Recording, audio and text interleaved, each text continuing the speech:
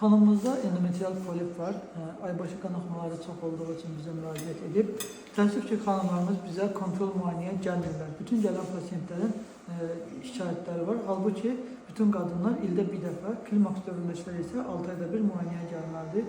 Bu xanım da əsl, belə deyək, lor müsəlman qadın olduğu için qanaxması olduqdan sonra gəldi və endometriyal polip aşkarladı. Ultrases müayinəsində gördük. Histeroskopi ilə onu çıxaracağıq. Niye histeroskopiya edirik? Əvvəllər diagnostik qaşınma olurdu. Yəni abort kimi küretajla çıxarılırdı. Amma hal-hazırda isə histeroskopiya ilə görərək, yandıraraq çıxarırıq. Çünki bu zaman həmən yerdə polipin yaranma ihtimali olmur. Cihazımız da budur. Yəni histeroskop dediğimiz alet budur. Qarşısında kamerası var. Kamerayla önümüzü görürük.